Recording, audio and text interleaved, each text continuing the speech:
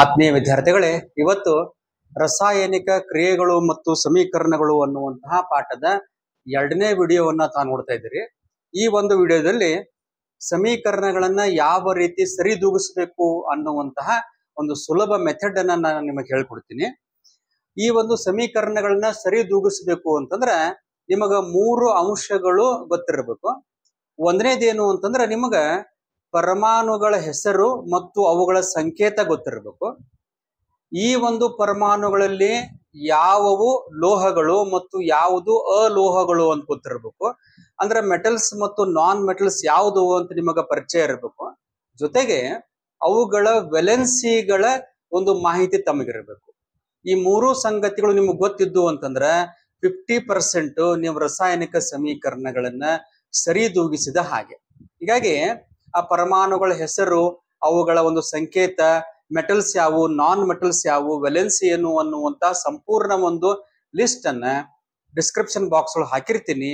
ಅವುಗಳನ್ನ ಪ್ರಥಮವಾಗಿ ನೋಡ್ಕೊಳ್ರಿ. ಇನ್ನು 2ನೇದಾಗಿ 2 ರೀತಿಯ ಸಮೀಕರಣಗಳನ್ನ ನಿಮ್ಮ ಪರೀಕ್ಷೆಗೆ ಸರಿದೂಗಿಸ ಕೊಡ್ತಾರೆ. ಒಂದು ಪದ ಸಮೀಕರಣಗಳನ್ನ ಕೊಟ್ಟ ಅವುಗಳನ್ನ ಸಾಂಕೇತಿಕ ಸಮೀಕರಣಗಳಾಗಿ ಬರೆದು ನೀವು ಸರಿದೂಗಿಸ್ಬೇಕು. 2ನೇದಾಗಿ ನೇರವಾಗಿ ಸಾಂಕೇತಿಕ ಸಮೀಕರಣಗಳನ್ನ ಕೊಟ್ಟ ಬ್ಯಾಲೆನ್ಸ್ ಮಾಡ್ರಿ ಒಂದು ಸಮೀಕರಣಗಳಂತ ಹೇಳ್ತಾರೆ. 2 ರೀತಿಯ ಒಂದು ಸಮೀಕರಣಗಳನ್ನ ನಾ ಇಲ್ಲಿ ನಿಮಗ ಸರಿದೂಗಿಸ್ತೀನಿ.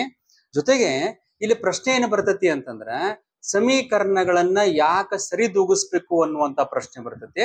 ಅದಕ್ಕೆ ಇವರು ಆಂಟೋನಿ ಲಿವೋಸಿಯರ್ ಇವರು ರಾಶಿ ಸಂರಕ್ಷಣಾ ನಿಯಮವನ್ನ ಹೇಳ್ತಾರೆ.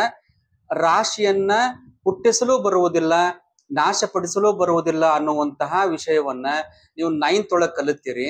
ಹೀಗಾಗಿ ಈ ಒಂದು ಪ್ರಶ್ನೆ ಹಲವಾರು ಬಾರಿ ಒಂದು 10ನೇ ತರಗತಿಯ ಪರೀಕ್ಷೆಗೆ ಬಿದ್ದಿರೋದ್ರಿಂದ ಒಂದೇ ಒಂದು ಸೆಂಟೆನ್ಸ್ನಾಗ ಆನ್ಸರ್ ಬರೀರಿ. ಸಮೀಕರಣಗಳನ್ನ ಏಕೆ ಸರಿದೂಗಿಸಬೇಕು ಅಂತಂದ್ರ ರಾಶಿ ಸಂರಕ್ಷಣಾ ನಿಯಮವನ್ನು ಪಾಲಿಸಲು ಸಮೀಕರಣವನ್ನ ಸರಿದೂಗಿಸಬೇಕು ಅನ್ನುವಂತ ಉತ್ತರವನ್ನ ನೀವು ಬರಿಬೇಕಾಗತ್ತೆ. ಇಲ್ಲಿ 2 ರೀತಿಯ ಮೆಥಡ್ ಅದಾವ ಸಮೀಕರಣಗಳನ್ನ ಸರಿದೂಗಿಸಾಕ. ಇಲ್ಲಿ 1ನೇ ಮೆಥಡ್ ಅನ್ನ ನಿಮ್ ಜೊತೆ ನಾ ಚರ್ಚೆ ಮಾಡ್ತೀನಿ. ಸೊ 1ನೇ ಮೆಥಡ್ ಏನು ಅಂತಂದ್ರೆ ನೀವಿಲ್ಲಿ ಮೊದಲು ಲೋಹಗಳನ್ನ ಸರಿದೂಗಿಸಬೇಕು. ನಿಮ್ಮ ಒಂದು ಪಠ್ಯ ಪುಸ್ತಕದಲ್ಲಿ ಇರುವಂತಹ ಲೋಹಗಳು ಯಾವ್ಯಾವು ಅಂತಂದ್ರೆ ಇಲ್ಲಿ ಮೆಗ್ನೇಷಿಯಂ ಆಗಿರಬಹುದು, ಮ್ಯಾಂಗನೀಸ್, ಬೇರಿಯಂ, ಸೀಸ, ಅಲ್ಯೂಮಿನಿಯಂ, ನಂತರ ಕಬ್ಬಿಣ, ಹೀಗೆ ನಿಮ್ಮ ಪಠ್ಯ ಪುಸ್ತಕದಲ್ಲಿರುವಂತಹ ಪ್ರಮುಖ ಲೋಹಗಳ ಪಟ್ಟಿಯನ್ನ ಹಾಕಿರ್ತೇನೆ ಡಿಸ್ಕ್ರಿಪ್ಷನ್ ಬಾಕ್ಸ್ ಒಳಗ. ನಂತರ ನೀವು ಅಲೋಹಗಳನ್ನ ಸರಿದೂಗಿಸಬೇಕು.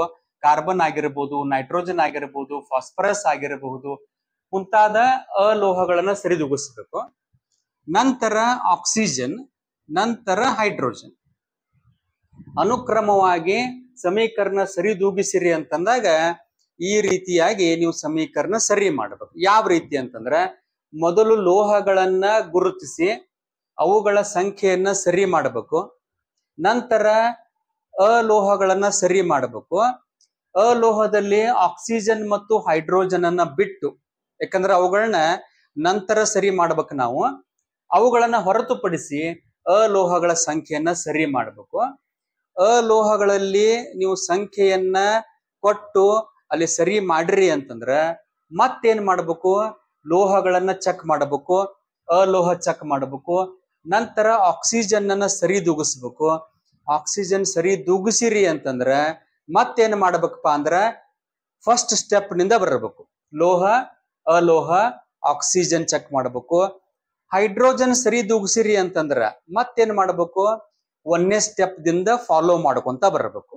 ಈ 4 ಸ್ಟೆಪ್ ಒಳಗ ಯಾವುದಾದರೂ ಒಂದರ ಸಂಖ್ಯೆಯನ್ನ ನೀವು ಬದಲು ಮಾಡ್ರಿ ಅಂತಂದ್ರ ಮತ್ತ ಫಸ್ಟ್ ಸ್ಟೆಪ್ ನಿಂದ ಚೆಕ್ ಮಾಡ್ತಾ ಹೋಗ್ಬೇಕು.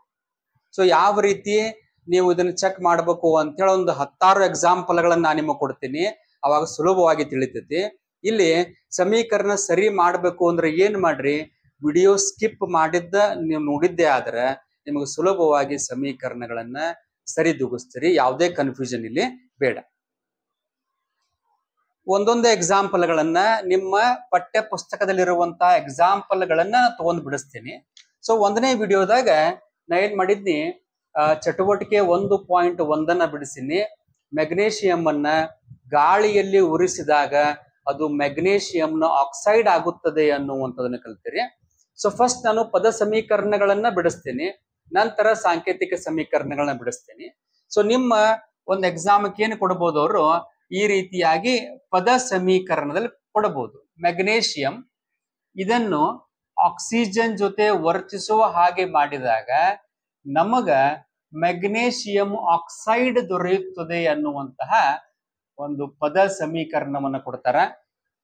ಇದನ್ನ ನೀವು ಸಾಂಕೇತಿಕ ಸಮೀಕರಣವಾಗಿ ಬರಿಬೇಕು ಅಂತಂದ್ರೆ ಇವುಗಳ ಸಂಕೇತಗಳು ಗೊತ್ತಿರಬೇಕು. ಸೊ ಫಸ್ಟ್ ಏನ್ ಮಾಡ್ತೇನೆ ನೋಡ್ರಿ ನಾನು.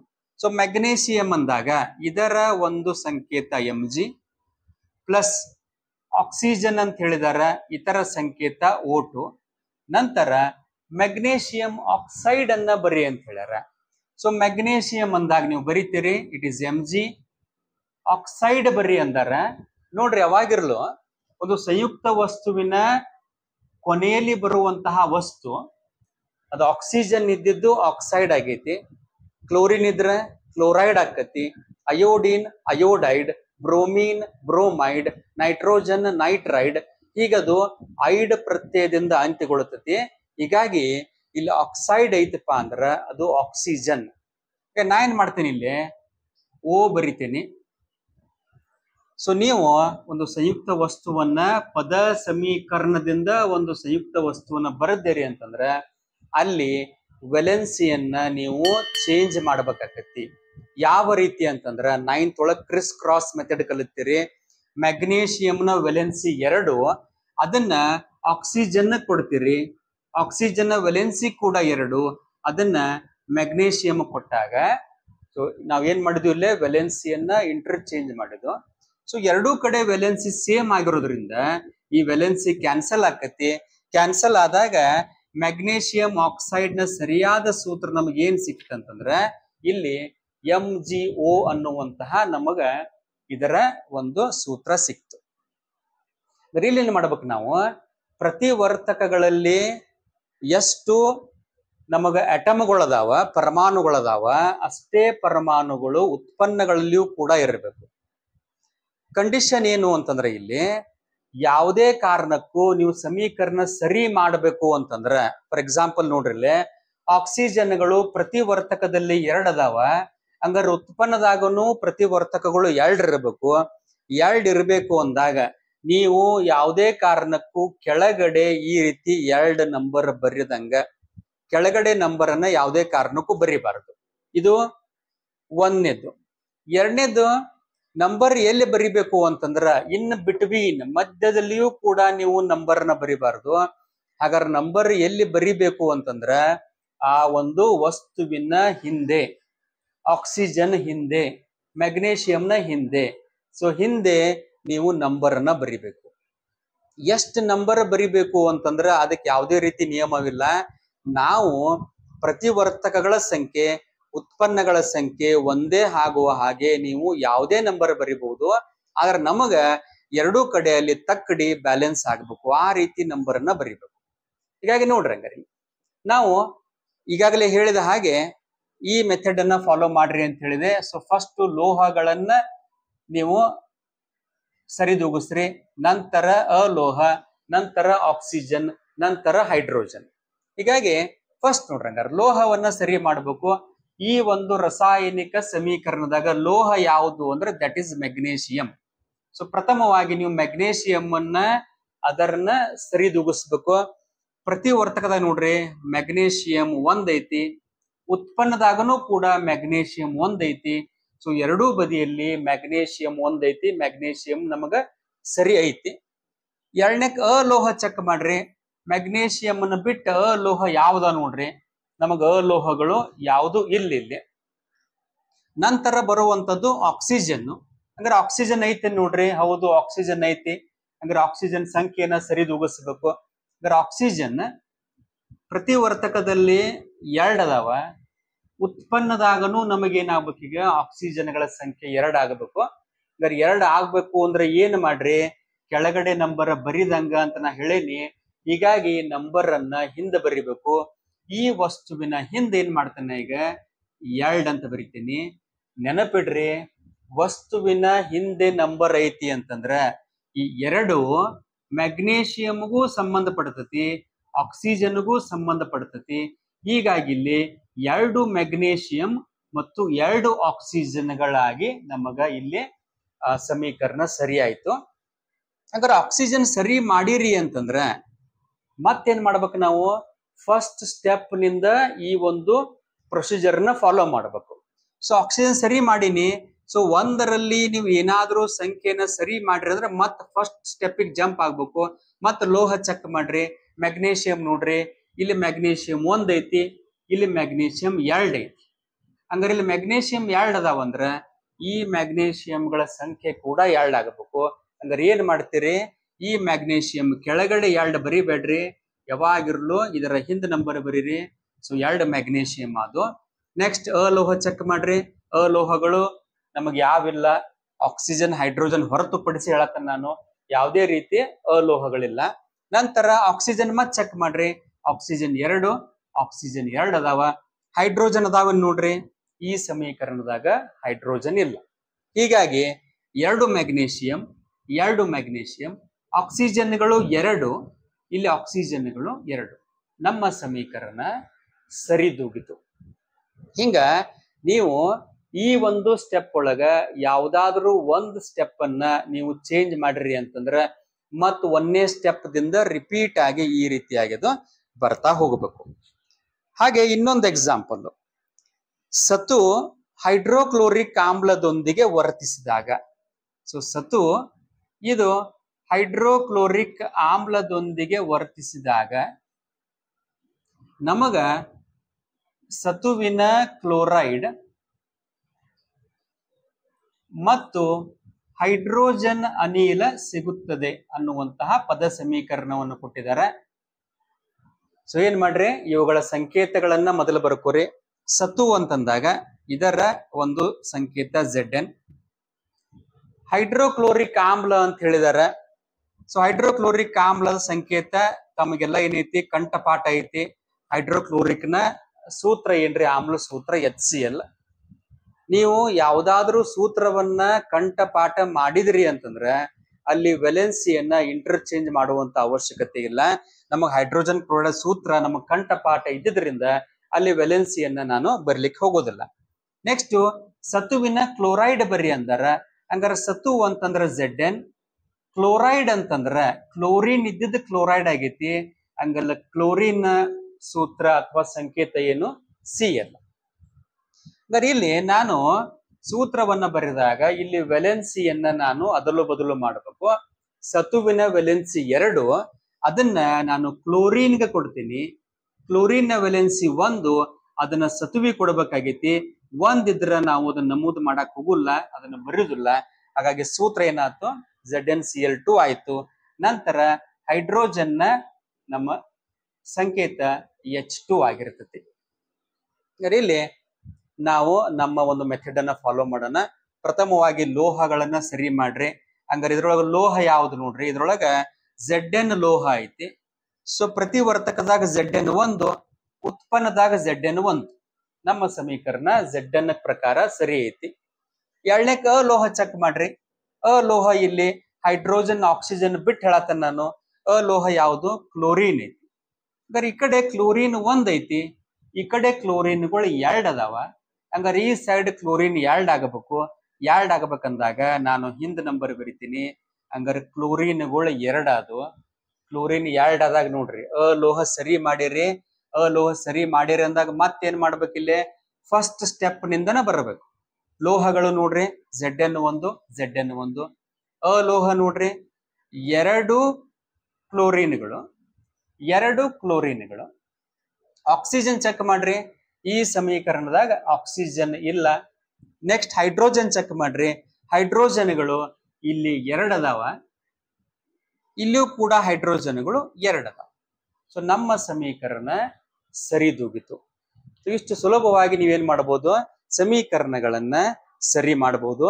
ಇನ್ನೂ ನಿಮಗೆ ಹಲವಾರು ಎಕ್ಸಾಂಪಲ್ಗಳನ್ನ ಕೊಡ್ತೀನಿ.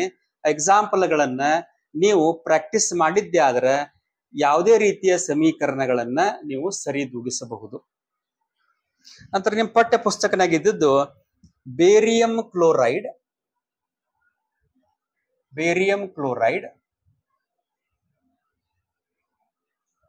ಇದು ಅಲ್ಯೂಮಿನಿಯಂ ಸಲ್ಫೇಟ್ ಜೊತೆಗೆ ವರ್ತಿಸಿ, ಇದು ಅಲ್ಯೂಮಿನಿಯಂ ಸಲ್ಫೇಟ್ ಜೊತೆ ವರ್ತಿಸಿದಾಗ ನಮಗ್ ಸಿಗೋದು ಬೇರಿಯಂ ಸಲ್ಫೇಟ್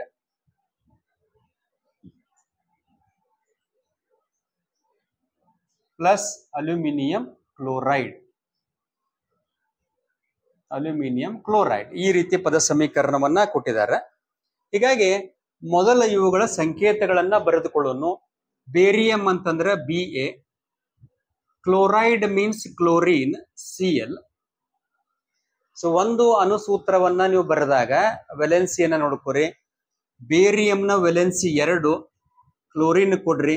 ಕ್ಲೋರಿನ್ ವೆಲೆನ್ಸಿ 1, ನಾವು ಒಂದನ್ನ ನಮೂದು ಮಾಡಂಗಿಲ್ಲ. ಸೊ ಒಂದನೇದು ಕ್ಲಿಯರ್ ಆಯ್ತು. ಎರಡನೇದು ಅಲ್ಯೂಮಿನಿಯಂ ಸಲ್ಫೇಟ್. ಅಲ್ಯೂಮಿನಿಯಂ ಅಂದ್ರೆ Al, ಸಲ್ಫೇಟ್ ಅಂದ್ರೆ SO4. ಇಲ್ಲಿ ವೆಲೆನ್ಸಿಯನ್ನು ಇಂಟರ್ಚೇಂಜ್ ಮಾಡ್ರಿ. Aluminium valency 3. ಇಲ್ಲಿ ನೋಡ್ರಿ ಸಲ್ಫೇಟ್ ಇದು ಸಂಯುಕ್ತ ವಸ್ತು ಗುಂಪು, ಹೀಗಾಗಿ ಇದಕ್ಕೆ ಇಡಿಯಾಗಿ ನಾನು ವೆಲೆನ್ಸಿಯನ್ನ ಚೇಂಜ್ ಮಾಡಬೇಕು. ಅದಕ್ಕೆ ಅಲ್ಯೂಮಿನಿಯಂ ವೆಲೆನ್ಸಿ 3ಅನ್ನ ಸಲ್ಫೇಟ್ ಇನ್ ಬ್ರೆಕೆಟ್ ಹಾಕಿ ನಾ ಕೊಡ್ತೀನಿ. ಸಲ್ಫೇಟ್ ನ ವೆಲೆನ್ಸಿ 2, ಅದನ್ನ ಅಲ್ಯೂಮಿನಿಯಂ ಕೊಡ್ತೀನಿ. ಅವಾಗ ಅದರ ಸೂತ್ರ Al2SO4 ಥ್ರೈಸ್ ಆಯ್ತು. ಹಾಗೆ ಇವುಗಳು ವರ್ತಿಸಿದಾಗ ನಮಗ್ ಸಿಗೋದು ಬೇರಿಯಂ ಸಲ್ಫೇಟ್. ಸೊ ಬೇರಿಯಂ ಅಂದ್ರೆ BA, SO4 ಸಲ್ಫೇಟ್ ನ ಸೂತ್ರ. ಬೇರಿಯಂನ ವೆಲೆನ್ಸಿ 2, ಸಲ್ಫೇಟ್ ನ ವೆಲೆನ್ಸಿ ಕೂಡ 2. ಸೊ ಎರಡೂ ಕಡೆ ಎರಡೆರಡು ವೆಲೆನ್ಸಿ ಬಂದಾಗ ಅದು ಕ್ಯಾನ್ಸಲ್ ಆಗ್ತತಿ. ನಮಗ್ ಉಳಿತೇನು BaSO4 ಉಳಿತು. ನಂತರ ಕೊನೆಯದಾಗಿ ಅಲ್ಯೂಮಿನಿಯಂ ಕ್ಲೋರೈಡ್. ಅಲ್ಯೂಮಿನಿಯಂ ಅಂದ್ರೆ Al, ಕ್ಲೋರೈಡ್ ಅಂದ್ರೆ Cl. ಅಲ್ಯೂಮಿನಿಯಂನ ವೆಲೆನ್ಸಿ 3, ಅದನ್ನ ಕ್ಲೋರಿನ್ ಕೊಡ್ತೀರಿ. ಕ್ಲೋರಿನ್ ವೆಲೆನ್ಸಿ 1, ಅದನ್ನ ಇಲ್ಲಿ ನಮೂದು ಮಾಡಕ್ ಹೋಗೋದಿಲ್ಲ.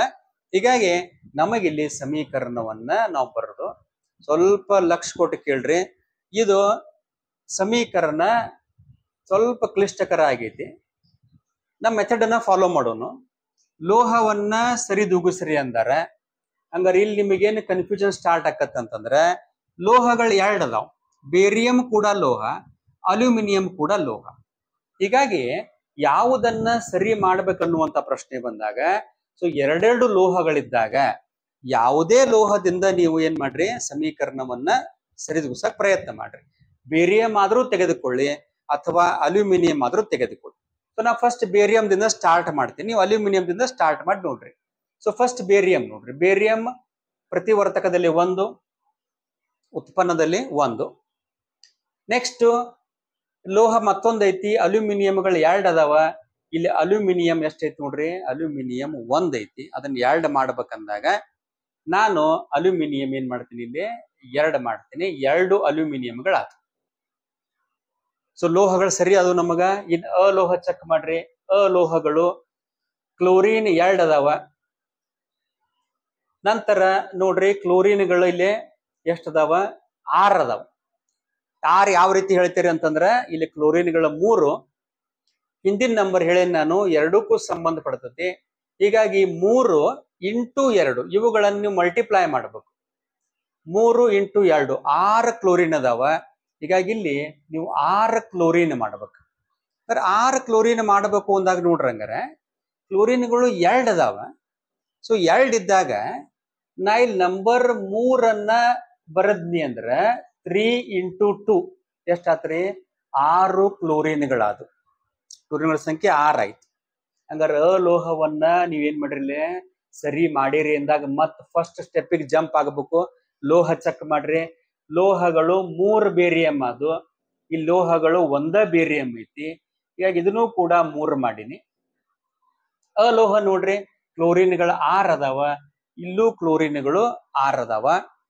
ನಂತರ ಇನ್ನೊಂದು ಅಲೋಹ ಐತಿ, ಸಲ್ಫರ್ ಐತಿ. ಇಲ್ಲಿ ಅಲೋಹ ರೀ, ಸಲ್ಫರ್ಗಳು ನೋಡ್ರಿ ಬ್ರೆಕೆಟ್ ಹಾಕಿ 3 ಬರ್ದಿರೋದ್ರಿಂದ ಸಲ್ಫರ್ ಕೂಡ 3 ಅದಾವ, ಆಕ್ಸಿಜನ್ಗಳು ಕೂಡ 4 ಇಂಟು 3 12 ಅದಾವ. First sulphur ನೋಡೋಣ್ರಿ. ಸಲ್ಫರ್ಗಳ 3 ಅದಾವ ಅಂದಾಗ ಈ ಕಡೆ ಸಲ್ಫರ್ ನೋಡ್ರಿ, ಈ ಕಡೆ ಕೂಡ 3 ಸಲ್ಫರ್ಗಳದಾವ. ಇದರ ಸಲ್ಫರ್ ಸಂಖ್ಯೆಯಲ್ಲಿ ಏನು ವ್ಯತ್ಯಾಸ ಆಗ್ಲಿಲ್ಲ. ಆಕ್ಸಿಜನ್ ಚೆಕ್ ಮಾಡೋಣ್ರಿ. ನೆಕ್ಸ್ಟ್ ಆಕ್ಸಿಜನ್ ನೋಡ್ರಿ, O4 ಐತಿ, ಬ್ರೆಕೆಟ್ ಹಾಕಿ 3 ಬರ್ದಾರ. 4 ಇಂಟು 3 ಎಷ್ಟಾದ್ರು ಇಲ್ಲಿ 12 ಆಕ್ಸಿಜನ್ಗಳದಾವ. ಈ ಕಡೆ ಎಷ್ಟು ತಗೊಂಡ್ರಿ ಹಂಗಾರ, ಇಲ್ಲಿ ಕೆಳಗಡೆ ಆಕ್ಸಿಜನ್ ಕೆಳಗಡೆ 4 ಐತಿ. 3 ಇಂಟು 4 ಇಲ್ಲೂ ಕೂಡ ಆಕ್ಸಿಜನ್ ಸಂಖ್ಯೆ ಎಷ್ಟು ಐತಿ ಅಂದ್ರೆ 12 ಆಕ್ಸಿಜನ್ಗಳದಾವ. ಅಂದ್ರೆ ಆಕ್ಸಿಜನ್ ಸಂಖ್ಯೆಯಲ್ಲಿ ಏನು ವ್ಯತ್ಯಾಸ ಮಾಡಿಲ್ಲ ಅಂದಾಗ ನಾವು ಫಸ್ಟ್ ಸ್ಟೆಪಿಗೆ ಹೋಗತ್ತಿಲ್ಲ. ಇಲ್ಲೇ ಕೊನೆಗೆ ಹೈಡ್ರೋಜನ್ ಚೆಕ್ ಮಾಡ್ರಿ. ಹಂಗಾರೆ ನಮ್ಮ ಒಂದು ಸಮೀಕರಣದಾಗ ಹೈಡ್ರೋಜನ್ ಇಲ್ಲ. ಸೊ ಮತ್ತೊಮ್ಮೆ ಚೆಕ್ ಮಾಡ್ರಿ. 3 ಬೇರಿಯಂ, 3 ಬೇರಿಯಂ, ಕ್ಲೋರಿನ್ಗಳ ಸಂಖ್ಯೆ 6, ಕ್ಲೋರಿನ್ ಸಂಖ್ಯೆ 2 3 6, ಸಲ್ಫರ್ಗಳು 3, ಸಲ್ಫರ್ಗಳು 3, ಆಕ್ಸಿಜನ್ 12, ಆಕ್ಸಿಜನ್ ಇಲ್ಲೂ ಕೂಡ 12. ಸೊ ನಮ್ಮ ಸಮೀಕರಣ ಇಲ್ಲಿ ಸರಿ ಆಯಿತು. ಹಾಗೆ ಮತ್ತೊಂದು ಎಕ್ಸಾಂಪಲ್ ನ ತೆಗೆದುಕೊಳ್ಳೋಣ. ಇಲ್ಲಿ ಮತ್ತೊಂದು ಎಕ್ಸಾಂಪಲ್ ಸೀಸದ ನೈಟ್ರೇಟ್. ಸೊ ಇದನ್ನ ಒಂದನೇ ವಿಡಿಯೋದಾಗ ಚರ್ಚೆ ಮಾಡೀನಿ. ಸೀಸದ ನೈಟ್ರೇಟ್ ಇದು ವಿಭಜನೆ ಹೊಂದಿ ಸೀಸದ ಆಕ್ಸೈಡ್, ಸೀಸದ oxide plus nitrogen oxide plus oxygen ಆಗಿ ಇದು ವಿಭಜನೆ ಹೊಂದೈತಿ. ಹಾಗಾಗಿ ಮೊದಲು ಏನ್ ಮಾಡೋಣ ಅಂದ್ರೆ ಇವುಗಳ ಸಂಕೇತಗಳನ್ನ ಬರೆದುಕೊಳ್ಳೋಣ. ಸೀಸ ಅಂತಂದ್ರೆ PB, ನೈಟ್ರೇಟ್ ಅಂತಂದ್ರೆ N. ಸೊ ನಮಗಿಲ್ಲಿ ನೈಟ್ರೇಟ್ ಅಂದಾಗ NO3, nitrate means NO3. ವೆಲೆನ್ಸಿಯನ್ನು interchange ಮಾಡ್ರಿ. ಸೀಸದ ಒಂದು ವೆಲೆನ್ಸಿ 2. ಸೊ NO3 ಇದು ಸಂಯುಕ್ತ ವಸ್ತು ಆಗಿರೋದ್ರಿಂದ ಬ್ರೆಕೆಟ್ ಹಾಕಿ ನಾನು 2 ಕೊಡ್ತೀನಿ. NO3 ವೆಲೆನ್ಸಿ 1, ಅದನ್ನ ಇಲ್ಲಿ 1 ನಮೂದು ಮಾಡಂಗಿಲ್ಲ. ಸೀಸದ ಆಕ್ಸೈಡ್ ಬರ್ರಿ ಅಂದಾರ. ಸೀಸ ಅಂದಾಗ PB, ಆಕ್ಸೈಡ್ ಅಂದಾಗ O. ಇತರ ವೆಲೆನ್ಸಿ PB 2 ಆಕ್ಸಿಜನ್ ಕೊಡ್ತೀನಿ, ಆಕ್ಸಿಜನ್ ವೆಲೆನ್ಸಿ 2 PB ಕೊಡ್ತೀನಿ.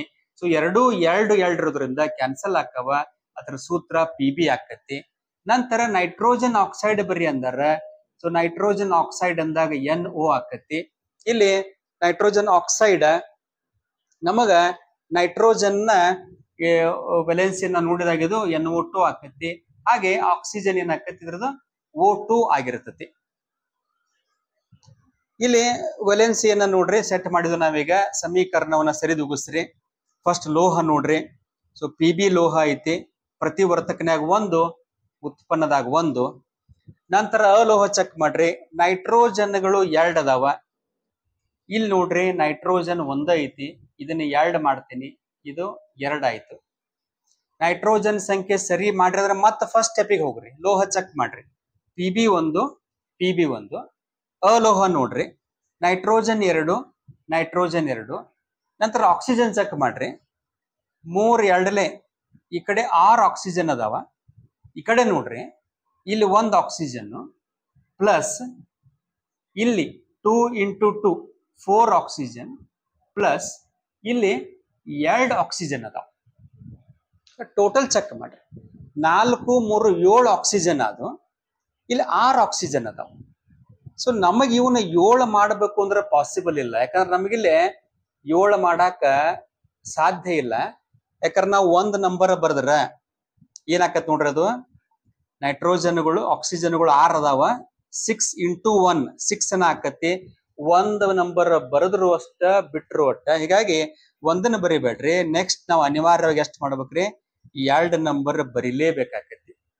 ಹಂಗಾರೆ 2 ನಂಬರ್ ಬರೆದಾಗ ಏನಾಯ್ತು ನೋಡ್ರಿ, 3 2 6, 6 2 ಈಗ ನಮಗ 12 ಓಗಳಾದು.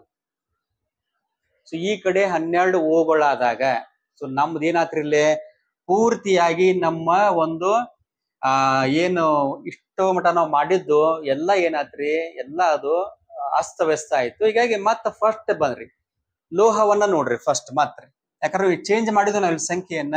ಲೋಹ ನೋಡ್ರಿ, ಲೋಹಗಳು ಸೀಸ 2 ಐತಿ. ಇಲ್ಲೂ ಕೂಡ ಏನ್ ಮಾಡ್ರಿ, ಹಂಗಾರೆ ಸೀಸವನ್ನ 2 ಮಾಡ್ರಿ. ಲೋಹ ಸರಿ ಆಯ್ತು.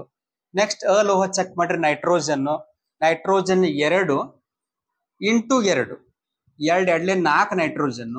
ಇಲ್ಲಿ 2 ನೈಟ್ರೋಜನ್ ಅದಾವ. ಹೀಗಾಗಿ ಇದೇನ್ ಮಾಡ್ಬೇಕು ನಾ ಮತ್ತೀಗ ಇಲ್ಲಿ 4 ನೈಟ್ರೋಜನ್ ಮಾಡಿದ್ನಿ, 4 ನೈಟ್ರೋಜನ್ ಆಯ್ತು. ನಂತರ ಆಕ್ಸಿಜನ್ ಚೆಕ್ ಮಾಡ್ರಿ. ಆಕ್ಸಿಜನ್ 3 2 6 6 2 12 ಇಲ್ಲಿ ಆಗೈತಿ. ಇಲ್ಲಿ ನೋಡ್ರಿ 2 ಆಕ್ಸಿಜನ್ 4 2 8 ಆಕ್ಸಿಜನ್ ಪ್ಲಸ್ 2 ಎಷ್ಟಾತ್ ನೋಡ್ರಿ, 8 2 10 10 2 12. ಸೊ ನಮ್ಮ ಸಮೀಕರಣ ಇಲ್ಲಿ ಸರಿದೂಗಿತು. ಹೀಗೆ ನಿಮಗ ಪದ ಸಮೀಕರಣಗಳನ್ನ ಕೊಟ್ಟಿದ್ರು ಅಂತಂದ್ರ ನೀವು ಸಾಂಕೇತಿಕ ಸಮೀಕರಣವಾಗಿ ಬರೆದು ವೆಲೆನ್ಸಿಯನ್ನ ನೀವು ಸೆಟ್ ಮಾಡಿಕೊಂಡು ನಂತರ ಲೋಹ, ಅಲೋಹ, ಆಕ್ಸಿಜನ್, ಹೈಡ್ರೋಜನ್ ಈ ರೀತಿಯಾಗಿ ಸಮೀಕರಣಗಳನ್ನ ನೀವು ಸರಿದೂಗಿಸ್ಬೇಕಾಕತಿ. ಸೊ ನಿಮಗ ಅರ್ಥ ಆಗ್ಲಿಲ್ಲ ಅಂತಂದ್ರ ರಿಪೀಟ್ ಆಗಿ ನೀವು ವಿಡಿಯೋ ನೋಡಿದ್ದಾದ್ರೆ ನೀವೆಲ್ಲಾ ಸಮೀಕರಣಗಳನ್ನ ಸರಿದೂಗಿಸ್ತೀರಿ. ಮತ್ತ ನಿಮ್ಮ ಎಕ್ಸಾಮ್ಗೆ ಸಂಬಂಧಪಟ್ಟ ಹಾಗೆ ಸಮೀಕರಣಗಳನ್ನ ಸರಿದೂಗಿಸುವಂತ ಈ ಒಂದು ಕಾನ್ಸೆಪ್ಟ್ ಏನೈತಿ ಇದು ಬಹಳ ಇಂಪಾರ್ಟೆಂಟ್ ಆಗಿರೋದ್ರಿಂದ ಇದನ್ನ ಮಿಸ್ ಮಾಡದ ಪ್ರಾಕ್ಟೀಸ್ ಮಾಡ್ರಿ. ಇನ್ನು ಸಾಂಕೇತಿಕ ಸಮೀಕರಣಗಳನ್ನ ನೇರವಾಗಿ ಕೊಟ್ಟು ಸಮೀಕರಣ ಸರಿದೂಗಿಸ್ರಿ ಅಂತಾರ. ಅದು ಎಕ್ಸಾಂಪಲ್ ನೋಡೋಣ್ರಿ ನಾವಿಲ್ಲಿ. Fe2O3 ಪ್ಲಸ್ Al ಕಬ್ಬಿಣದ ಆಕ್ಸೈಡ್ ಮತ್ತು ಅಲ್ಯೂಮಿನಿಯಂಗಳು ವರ್ತಿಸಿದಾಗ ನಮಗ ಅಲ್ಯೂಮಿನಿಯಂ ಆಕ್ಸೈಡ್ ಪ್ಲಸ್ ಕಬ್ಬಿಣ ದೊರೆಯುತ್ತದೆ ಎನ್ನುವಂತಹ ಸಮೀಕರಣವನ್ನ ಇಲ್ಲಿ ಕೊಟ್ಟಿದ್ದಾರೆ. ಈ ಸಮೀಕರಣಕ್ಕ ಥರ್ಮೈಟ್ ಪ್ರೊಸೆಸ್ ಅಥವಾ ಥರ್ಮೈಟ್ ಕ್ರಿಯೆ ಅಂತ ಕರೀತಾರೆ. ಲಕ್ಷ್ಯ ಏನು ಕೊಡ್ರಿಲ್ಲೇ, ಅವರಾಗೆನ ಸೂತ್ರವನ್ನ ಕೊಟ್ಟು ಅಂದ್ರೆ ಸಾಂಕೇತಿಕ ಸಮೀಕರಣವನ್ನ ಅವರಾಗೆ ಕೊಟ್ಟಿದ್ರೆ ಇಲ್ಲಿ ವೆಲೆನ್ಸಿಯನ್ನ ಸೆಟ್ ಮಾಡುವಂತಹ ಅಥವಾ ವೆಲೆನ್ಸಿಯನ್ನ ನೀವು ಚೇಂಜ್ ಮಾಡುವಂತಹ ಒಂದು ಗೊಂದಲಕ್ಕೆ ಹೋಗ್ಬೇಡ್ರಿ. ಅವ್ರೇನು ಕೊಟ್ಟಿದ್ದಾರೆ ಅದರಲ್ಲಿ ಯಾವುದೇ ರೀತಿ ನಾವು ಬದಲಾವಣೆ ಮಾಡದಂಗ. ಹೀಗಾಗಿ ನಾವಿಲ್ಲಿ ಏನ್ ಮಾಡ್ಬೇಕು ಅಂತಂದ್ರ ಸಮೀಕರಣವನ್ನ ನಮ್ಮ ಸ್ಟೆಪ್ ಯೂಸ್ ಮಾಡೋಣ. ಫಸ್ಟ್ ಲೋಹವನ್ನ ನೋಡ್ರಿ. ಲೋಹಗಳು 2 ಅದಾವ. ಇಲ್ಲಿ ನೀವು ಕೆಳಗಿರುವಂತ ನಂಬರ್ನ ಯಾವುದೇ ಕಾರಣಕ್ಕೂ ಚೇಂಜ್ ಮಾಡಬೇಡ್ರಿ. Fe ಗಳು 2 ಅದಾವ, ಇಲ್ಲಿ Fe ಒಂದೇ ಐತಿ. ಹೀಗಾಗಿ ಇದನ್ನ ನಾ ಲೋಹವನ್ನ ಚೇಂಜ್ ಮಾಡೀನಿ ಈಗ. ನಂತರ ಅಲೋಹ ಚೆಕ್ ಮಾಡ್ರಿ. ಅಲೋಹಗಳು ಯಾವಿಲ್ಲ, ಇನ್ನೊಂದು ಲೋಹ ಐತಿ ಅಲ್ಯೂಮಿನಿಯಂ ರೀ. ಅಲ್ಯೂಮಿನಿಯಂಗಳು 1 ಐತಿ, ಅಲ್ಯೂಮಿನಿಯಂ 2 ಅದಾವ. ಹಂಗಾರೆ ಇದನ್ನ ಅಲ್ಯೂಮಿನಿಯಂನ 2 ಮಾಡ್ಕೊತೀನಿ. ಸೊ 2 ಲೋಹಗಳನ್ನ ಮೊದಲು ಬ್ಯಾಲೆನ್ಸ್ ಮಾಡೀನಿ. ಅಲೋಹ ನೋಡ್ರಿ, ಅಲೋಹಗಳು ಯಾವಿಲ್ಲ. ನಂತರ ಆಕ್ಸಿಜನ್ಕ್ ನೋಡ್ರಿ, ಆಕ್ಸಿಜನ್ಗಳು 3 ಅದಾವ, ಆಕ್ಸಿಜನ್ಗಳು 3 ಅದಾವ. ಹೈಡ್ರೋಜನ್ ಅಂತ ಇಲ್ಲ ಇಲ್ಲ. ಮತ್ತೊಮ್ಮೆ ಕ್ರಾಸ್ ಚೆಕ್ ಮಾಡ್ರಿ. Fe2 Fe2, aluminium 2 aluminium 2, oxygen 3 ಆಕ್ಸಿಜನ್ಗಳು 3. ಸಮೀಕರಣ ನಮ್ದು ಸುಲಭವಾಗಿ ಇಲ್ಲಿ ಸರಿದೂಗಿತು. ಹಾಗೆ ಮತ್ತೊಂದು ಎಕ್ಸಾಂಪಲ್ ನೋಡೋಣ. ಕಬ್ಬಿಣವು ನೀರಾವಿಯೊಂದಿಗೆ ವರ್ತನೆ ಮಾಡಿದಾಗ ನಮಗ ಕಬ್ಬಿಣದ ಆಕ್ಸೈಡ್ ಪ್ಲಸ್ ನಮಗ ಹೈಡ್ರೋಜನ್ ಅನಿಲ ಇಲ್ಲಿ ದೊರೀತೈತಿ. ಹಂಗಾರೆ ಈ ಸಮೀಕರಣವನ್ನ ಸರಿದೂಗಿಸೋನು. ಕಬ್ಬಿಣ 1 ಐತಿ, ಕಬ್ಬಿಣಗಳು ಉತ್ಪನ್ನದಲ್ಲಿ 3 ಅದಾವ. ಹಂಗಾರೆ ಇದನ್ನ 3 ಆಗಬೇಕು ಅಂದ್ರೆ ನಾ ಇಲ್ಲಿ ಹಿಂದೆ 3 ಬರೀತೀನಿ. So 3 Fe 3 Fe. ಅಲೋಹ ನೋಡ್ರಿ ಯಾವ್ದಾವ ಅಂತ ಹೇಳಿ, ಹೈಡ್ರೋಜನ್ ಆಕ್ಸಿಜನ್ ಬಿಟ್ಟು ಯಾವ ಅಲೋಹ ಇಲ್ಲ. ನೆಕ್ಸ್ಟ್ 3ನೇ ಸ್ಟೆಪ್ ಆಕ್ಸಿಜನ್ ನೋಡ್ರಿ.